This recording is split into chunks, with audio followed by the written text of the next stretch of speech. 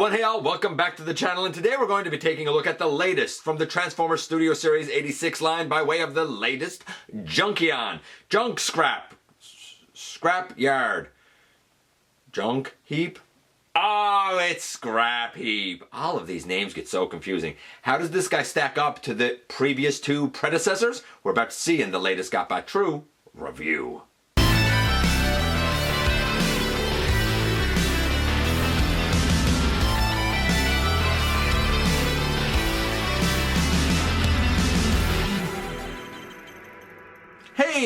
Hey all, welcome back to the channel. I'm your host, your most humble of hosts, Dennis Moulton, aka GotBot. As always, please like, comment, share, of course subscribe, and while you are at it, light 'em up, baby. Hit that notification bell, please. It helps me out a ton and it lets you know when content of all sorts goes up here on the channel. Check out Machinery of Man, The Everything Factor, all the groups that I'm either a mod or an admin for, as well as all of my social media links. All of that is available in the description down below. Also in the description down below, and if you're in a position to help the channel to grow, you can use the donate link. Check us out on Patreon, see what we have to offer to you through spring, or of course, hit the join button at any given time and become a channel member. And this is Junkion Scrapheap. And previously, I thought the Wreck-Gar was splendid, fantastic. Then we got Junkyard, I think is his name. And he's pretty good, a little bit looser in a couple of places, especially at the waist. And now we have Scrapheap. I gotta say, I've been enjoying the Junkion's Weather and Legacy because we got, you know, Crash Bar and Scrap Hook and Trash Master there as well. And a couple of remolds of them. And by the way, if you didn't hear, the upcoming Star Seeker Walmart line Road Pig is going to be a reuse of Crash Bar. But in Studio Series 86, we have been getting those that appeared in the 86 film. And of course, they were pretty much like all very similar to Wreck-Gar. And now we have this guy. Couple of little changes here. I don't know if they're for the better or for the worse, but you and I, we're going to find out together when we head over to the table and take a closer look at this guy. And yes, indeed, we're going to kick things off with the latest in the 86 Junkion line with Scrapheap. Man, it's hard to keep the name straight. We know Wreck-Gar. The other one I think is Junkyard, and this one's Scrapheap. But sometimes you hear guys named Scrapyard and Junk Heap, like it varies, right? This guy's packaging is actually a little bit interesting. Apparently the addition of the word Junkion is trademark reasons. I get it, it's hard to trademark Scrapheap, right? But what's most interesting is over here, it's given the designation of 24. Now I'm not one for numbers on these things, but 24 was the designation given to the buzzworthy Bumblebee Dead Ironhide. And it's also used here. So somebody messed up and gave a double number to something. Go figure.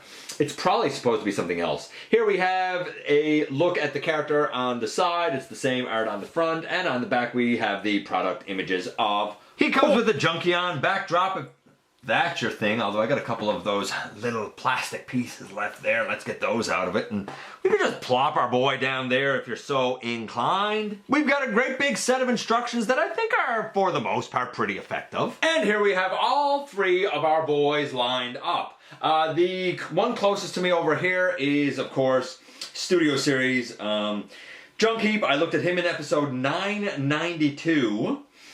About a year and a half ago. It was like July of 2022, something like that. Down on the far end we have Wreck-Gar. And I looked at Wreck-Gar about a year before I looked at this guy. Way back in like summer of 2021. And that was episode 896. And not for nothing, though I don't have them here with me now, you know, I did look at the other Junkions that we have. Scrap Hook was episode 1048. Crash Bar, for example, was episode 1068. Even Axle Grease was episode 1094. And Trash Master, that's his name. He was episode 1114. The buzzworthy... version of Towline was 1115, and I even looked at the Junkosaurus in episode 1116, or at least my version of Junkosaurus. So we actually have now a nice few Junkions, even one of them being a Decepticon. But when we go back to the 86 movie, we really have to deal with this. I'll note now that I think the weakest, I'm going to say waist joint is on this guy, on my copy anyway. Like, it's nothing for it to untab back here. Not much friction on him. He stands fine, he does everything fine, but it's definitely the loosest. He has an axe, just like Wreck-Gar has an axe in his hand. He does not have an axe. He actually comes with a blaster. The blaster is based on, from my understanding, Floro Dairy's concept art. So I guess he was trying to give this Junkion a different form of attack than the typical axe. They look good together though. So we're going to take him out of it, and we're going to take Wreck-Gar out of it. We'll see them later in motorcycle mode. I will have to show the transformation for this guy because it is a little bit different. Let's go in a bit closer on him though and talk about his look and start giving this guy some scores. Before we get into scores, and not for nothing, let's not forget that we can have a Junkion ride a Junkion. You may notice right here there's a rectangular tab, kind of between the legs of the Junkions there's a rectangular slot. Actually, I'm pretty sure this might be the slot. I could be wrong though. No, maybe it's down underneath. My mistake. But yeah, we have that rectangular tab on the seat. It goes to a slot. I don't find that it really locks. It's more of a guide, but I mean, maybe yours locks and it's just a matter of tolerance of variance. So we're going to take that off and we're going to take this guy out again, and we're going to stand our boy up here and readjust just a little bit, and then we'll start giving this guy some scores that he very much deserves praise on. Okay, so here we go. Very first thing I want to note is that this blaster I had stored on the inside of the leg. There's a handle, but there's also like 2 more 5mm pegs on the side of the blaster. So I tend to store it on the inside of the leg because there's not really anywhere else that I can find in robot mode to store it. You see, the axes stored back here, but that little peg hole is far too small for this blaster. So I don't know if there's another place to store it or not. The blaster itself is cast in a beigey brownie color and all painted gray. Love seeing the paint, and yes, it does fit in his hand just fine. Cool, wonderful. Now, let's do some scores for this guy. Let's start with his look first. I mentioned how the blaster is from Floro Dairy's early design. Then we got was it Toei that done the animation? I don't remember who done the animation now. But starting from the top, working our way down. The top is generally how it should be, though around the detail up here on the forehead there probably should be a little bit of gray. Then we get to the shoulders. We're missing a red line here. And on the chest, though we have the red up here, we are missing the red down underneath the chest. The gray in the center is right. The belt with its red center is right. The brown at the hips and pelvis is right. The gray thighs are right. The yellow on the knees is right, though the little spikes on the knees, they should be red. The lower leg itself being brown is right. When we get to the feet, we have yellow on gray, but that should really be yellow on brown. The bicep and the hand should be that beigey color. The forearm should be that orangey color, I suppose we would call it. So this is pretty darn good. I'm going to say that his look, oh, and the tires should be on the arms the way they are. What with the yellow inside and the red spike. So all that is right, honestly. I'm going to say that the look of this guy is a solid... Man, a couple of red highlights missing is about it. It's a solid 9, maybe even a 9.5, but I'm going to say it's a solid 9 because we could have had a few more paint apps. I don't know. I'm happy with it. I can't recall offhand now exactly what his mass is, but it is definitely in a true blue Voyager fashion. So I'm actually very happy with that. So he has the mass, he has a good look. 9 is a good start. What about the articulation for the guy? Well, the head goes left, right, little up, or a lot up actually, a little bit down. The arm can go all the way around, though the handlebar might get in the way of that, so be careful. We can T-pose it all the way out to the side, and we still have that molded detail in the armpit. Love that. Bicep rotation, 90 degrees at the elbow. We do have a... Maybe I can show it over here. Wrist rotation. We do have a waist. Kind of an ab crunch. I mentioned earlier how this doesn't always like stay in. His friction is okay, like I can shake him and it stays in. The saddlebags, they can get up and out of the way so that we have ratchets all the way out to the side. And we are able to go all the way forward, go all the way back, thigh swivel, knee bend to 90 degrees. And we have the ankle tilt. So like we have kind of everything that I think we could probably want. And a wide range of motion. Is there anything else I could want? I don't think, pardon me by the way for that cough, I'm going to say his articulation's a 10. You know, we have a 9 and a 10, 9.5. Let's do the transformation. Now, I actually have to do his because it's slightly different in a couple of places. Plus, I really want to explain how to do the front of, like where his chest and this yellow piece kind of work, because the way that it's molded, there's a lot more angles, and I personally find it really, really challenging to do. I've practiced this a bunch. I don't know if it's going to go smoothly. Also, don't forget that the tires are not the same width. This is a bit thinner, as you can see, if I put it right there, bit thinner than the other one, right? This thin one is the one that goes on the back. The thick one is the one that goes on the front. It's been like that all along, but a lot of people think they're interchangeable. They're not. You should very much know that. And if this is the first time hearing that, tell all of your friends that are collectors that have struggled with his tires that they are not interchangeable. The wide one goes out front, the narrow one goes in the back between the knees. And let's start setting ourselves up here for at least a bit of success, hopefully. We're going to push the fake handlebars, I guess, back for now. We're going to turn that leg around and turn that leg around. The other one's just folded up, but this guy has a kneecap, so he can't fold up. So we turn that around and turn that around. Okay, wonderful. Next, we pick up the chest like we have all along. It is super duper important for this guy, I find in particular, to make sure you have the entire armature for his head elongated. Maybe you have found it easier than me, but I find if I don't do that, I'm not going to be able to do this transformation. Then we open this back and we bring the arms out to the side.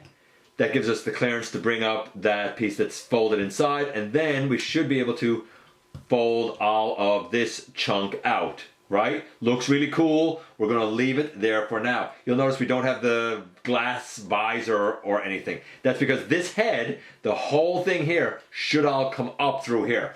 That's where it gets a bit challenging and a bit tedious, if I'm being very honest. We can, let's see.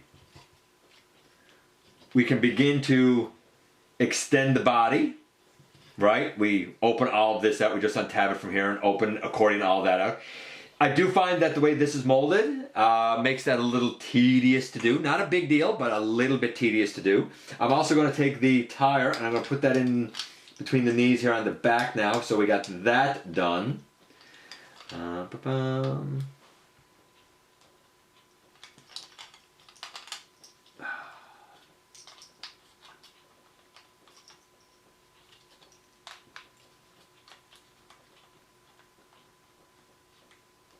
There. And there.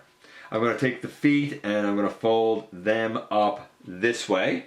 By the way, you'll notice that we have holes in the toes. That, rather than the little slots here, the holes in the toes, that's what we're going to use to kind of solidify the bike together. At least partially. Okay, now we got to try and get this head up. This is what eats me up every time. It goes up like the others, but all of this needs to fit up through this slot. It doesn't just kind of mash up underneath. The way I have found that I need to do it is I need to start to bring it up first. See? See? I need to start to bring it up first and angle it up kind of as much as I can. Then I'm going to start to... No, I don't want to collapse all of this up. That's the problem, see?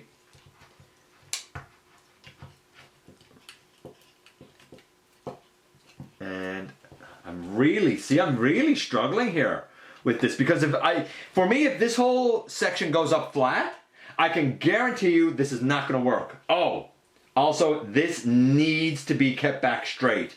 Otherwise, again, I cannot get it to work. And it's all because of this piece that comes down underneath. That's the part that eats me up anyway. Maybe it doesn't eat you up, but you can see me struggling here with it, right? Okay, so I got it up there. Now that I got it up that far, and you can see that I can see most of it, but it's not all the way up.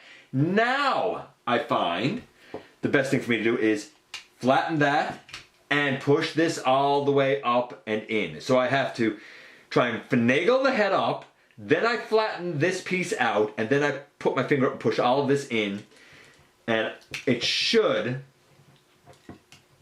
there you go. Now I have all of this come up. It's a bear. It's a bear and a nuisance, I find, to do that. Don't like it, love the look. Then we come down to the arms, I guess, and we bring them underneath. Again, we have to turn as we have before. Down under here, there's 1, 2, 3 little pegs. The outermost one is a little longer. This outermost one is the one that will go into the slot on the bicep. So straighten that up, and that should go into the slot on the bicep. Straighten this up, and it should go into the slot on the bicep.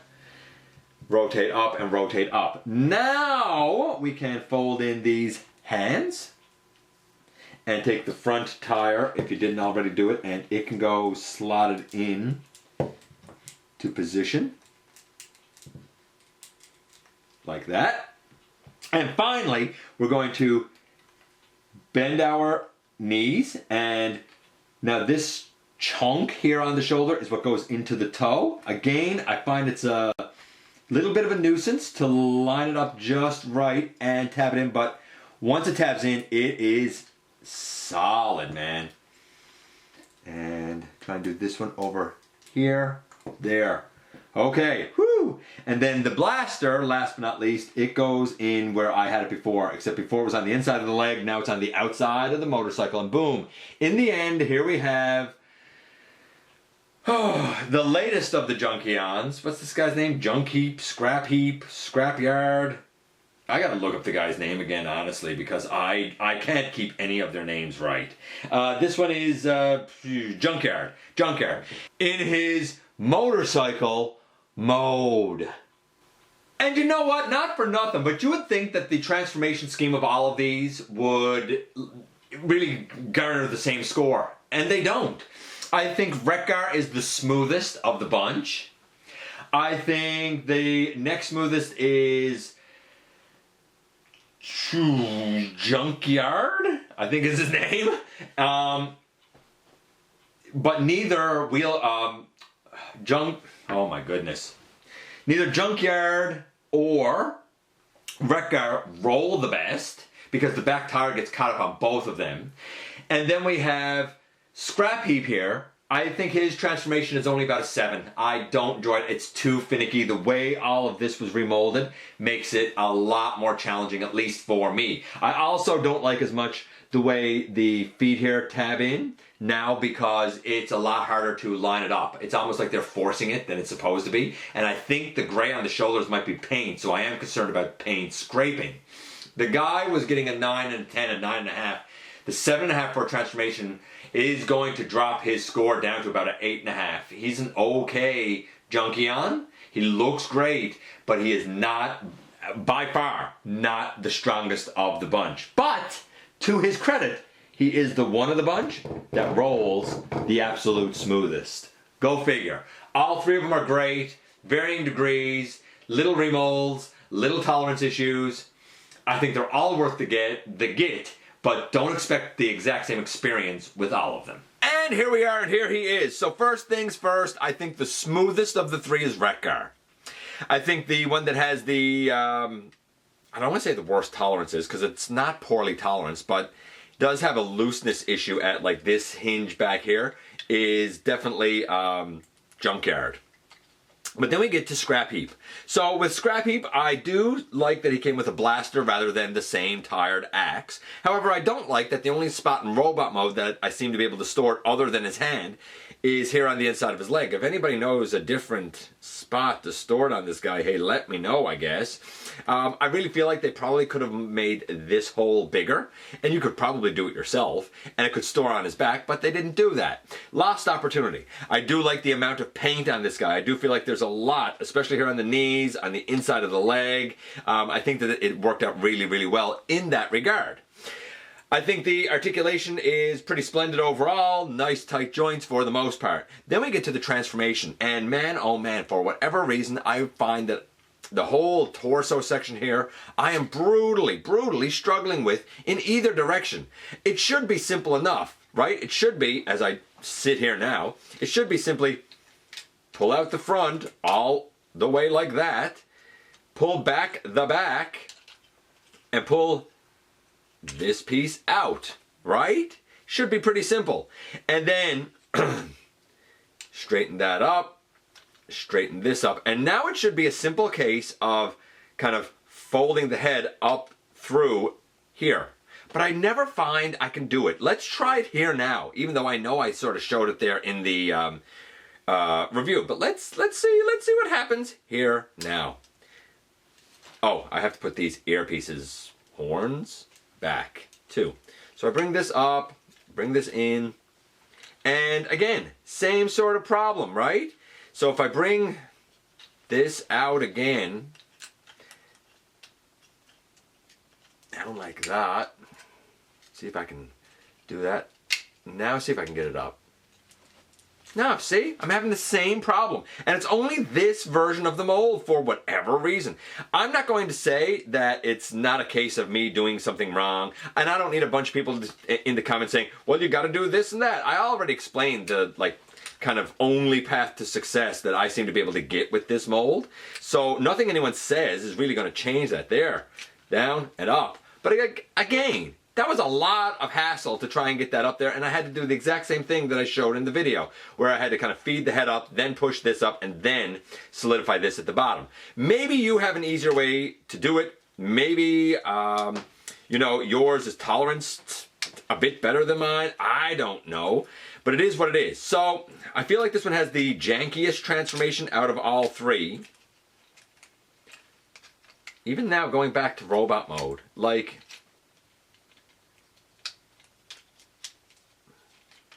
put that there, put these in and bring this up. Yeesh. Even going back now to robot mode is a little bit easier. You know, fold up the front, then fold in the back. But going to motorcycle mode, I find it a bit rough with the remolding. I love the mold. I think it has splendid articulation and a splendid look. But in terms of transformation, I feel like the remolding that was done on the body was not to the benefit, but rather to the hindrance of what is otherwise a terrific mold.